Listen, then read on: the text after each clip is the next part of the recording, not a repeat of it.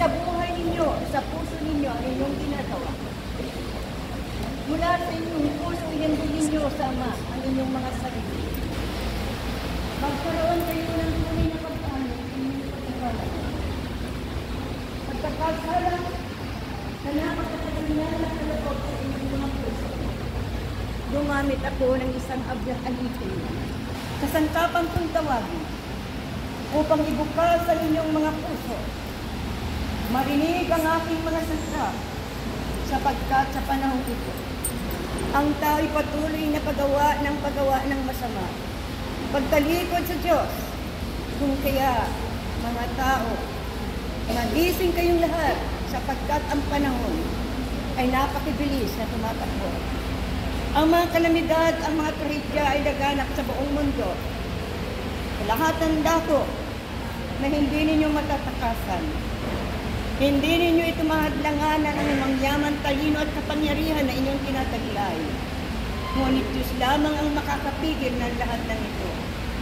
Kaya kayong mga tao, sa inyong ginagawa na sinasabing sakripisyo, isa puso, isagawa sa totoo ninyong buhay. Sapagkat ang Diyos ay nakikinig sa inyo. Sa bawat usal ng inyong labi, kailangan galing sa inyong puso.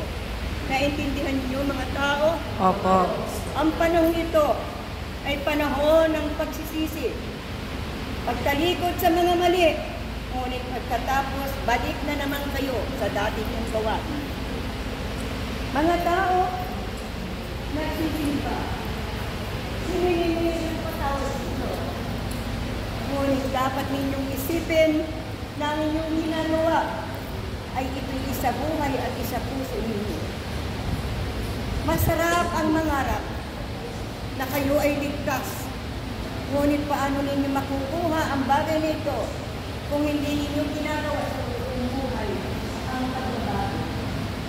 Ako, ang Kristong gumamit sa abang alipin nito, instrumento ko lamang siya. Ginagamit ko lamang siya para pukawin ang tao.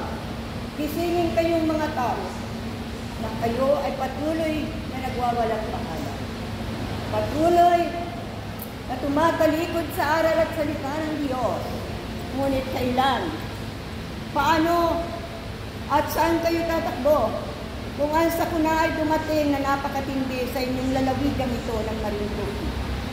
Ang malaking tubig, ang mga lindol, at iba't pang uri ng trahedya, mga pagding malakas, sino ang makakapigil? Sino ang makakasnan sa lahat ng ito? Tingnan ninyo ang nagaganap sa iba't ibang panig ng mundo. Sa isang iglap lamang, maraming buhay ang napupugi. Dahil ang tao, wala ng panahon sa Diyos. Mapagkunwari, mapagsamantala, ngunit binibigyan pa kayo ng Diyos ng pagkakataon. Magbago at huwag kayong gumawa ng masama. Ang inyong ginagawa, pakita ng tao lamang. Hindi ninyo isinasa puso, isinasagawa sa totoo ninyong buhay. Kaya mga tao, ang mga sakuna, katakutan ninyo ang puot ng aking Ama. Katakutan ninyo ang parusa dahil biglang darating sa inyo ang kapahamakan. Kapahamakan na walang makakapigil kung hindi ang kapangyarihan lamang ng Diyos. Ang banal na buok nito, ang kasangkapan ko, 15 taon na deboto sa santo ninyong ito.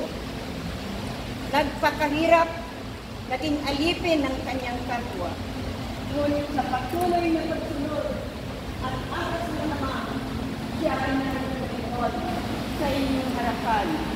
Pinagtatawanan ng iba, nilalait ng iba, ngunit kayo ay mag-isip. Mag-isip ang mga taong narito ngayon. Sino kayo sa harapan ng abang alipin ito? Kayo man ay katulad din niya na nagsisikap na magpakabuti. Gawin ninyo yan sa totoong buhay ninyo. Naiintindihan niyo ba?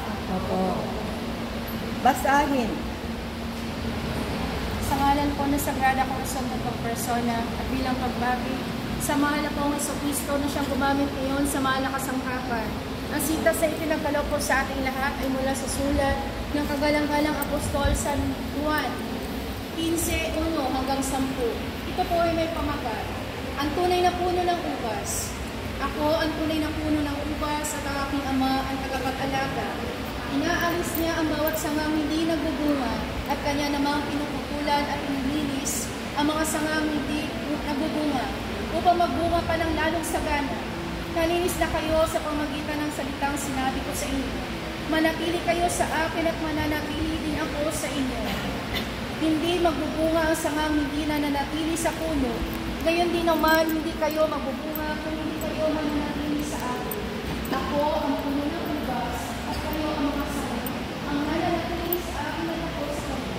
Ang siyang nagbubunga ng sagana sa wala kayong magagawa kung hindi wala kayo sa akin. Ang hindi nananatili sa akin ay nasanga at nakakon at natatilo. Ang kaanong mga sanga ay pinipito, nihahagi sa ako at susuma. Kung nananatili kayo sa akin at nananatili sa inyo ang aking mga salita, hingin niyo kung ano mga nais niyo at pag-iyon para sa inyo. Nakaparangalan ang aking mga pag-iyon ng kasalanan ng bukuna at sa gayon ay magiging mga alagad ko. Kung paano nilibig ako ng Ama, gayon din naman nilibig ko kayo. Mananatili kayo sa aking pag-ibig.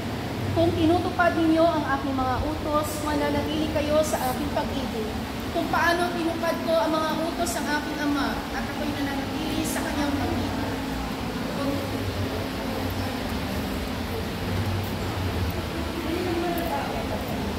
Ngayon, na nagkikita ng lumapit sa Diyos, isagawa ninyo, isa puso ninyo, at ang inyong mga sarili. Ito ang inyong mabuti sa harapan ng Diyos ninyo. Maganda ang ginagawa ninyo. Pero, pagkatapos ng gawa ninyo, huwag ninyong kalimutan ang Diyos ang inyong bagay. Ang Diyos ang nagpapalagtag ng inyong katawang lupa. Ang Diyos ang nagliligtas sa inyo sa anumang uri ng pagkakamayan. Kaya malagay, huwag kayong magkawa. Lahat kayo ay makakamali. Lahat kayo ay nagkakamali. Pero ang mahalaga, kayo ay naniwala sa Diyos. Kaya isagawa ninyo yan, natutuon ninyong buhay. Matutong gumalang sa inyong mga magulang at maglingkod sa bayan ng tapat at malinis. Naiintindihan ninyong mga tao. Ang pagkakataon ay nasa inyo. Kaya, sa halip na kayo lumusda sa inyong kapwa, tuminga na kayo sa nakit at manalig kayo sa Diyos. Sambitin man lamang ninyo sa oras-oras, Diyos ko, iligtas niyo po kami sa napakaraming sakuna ngayong nagaganap sa mundong ito. Kaya, ako ay dumating lamang ginamit ko ang babae ito para ipamulat sa inyong mga tao na ang gampanin ay dapat Diyos ang pinaka-mahalaga na inyong tinatawagan at mga kapulan. Tumainyo ang kapayapaan at pagpapala ng Diyos sa araw na ito. Salamat. Sa inyong mga kabataan, magpatuloy kayo sa inyong paggawa ng mabuti at huwag kayong makalimot na manalangin sa Diyos sa oras-oras ng inyong buhay. Sapagkat ang kalamidad ay napakarami, biglang darating sa inyong mga tao, ang buhay na marami mapuputi sa isang iglap lamang. Ito ay ating pabala at paalaala sa inyo, na ang Diyos lamang ang tanging makapagliligtas sa inyo sa anumang uri ng sakuna na darating. Naiintindihan sa ngalan ng Ama, ng Anak at ng Espiritu Santo. O Diyos ako sa inyong lahat mga tao. Liwanagan kayo ng kaisipan. Buksan ang inyong mga puso. Lukuban ng banal na Espiritu ang inyong pagkatao. At Diyos sa inyong Espiritu. Salamat.